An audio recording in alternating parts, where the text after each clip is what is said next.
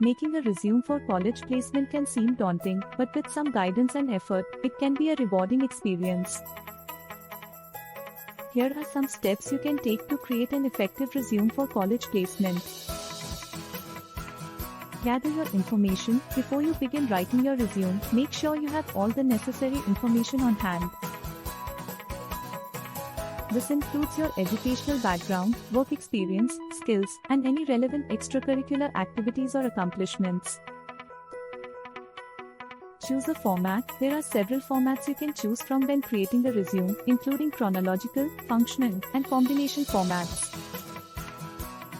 Choose the format that best fits your skills and experience. Create a heading. Your heading should include your name, address, phone number, and email address. Make sure your email address is professional and appropriate for a job search. Write a summary or objective statement. Your summary or objective statement should provide a brief overview of your skills and experience, and should be tailored to the position you're applying for. List your education. List your education in reverse chronological order, starting with your most recent degree or program. Include the name of the institution, your degree or program, your major or area of study, and your graduation date or expected graduation date. List your work experience. List your work experience in reverse chronological order, starting with your most recent position. Include the name of the company or organization, your job title, and your dates of employment. Describe your responsibilities and accomplishments in each position.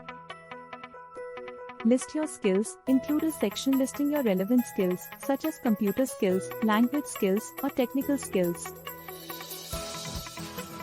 Include relevant extracurricular activities. If you have participated in any relevant extracurricular activities or have received any awards or honors, include them in a separate section.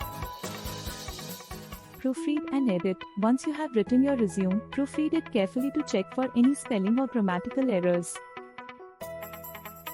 Make sure the formatting is consistent and professional. Tailor your resume to the position. Customize your resume for each position you apply for, highlighting the skills and experience that are most relevant to the position.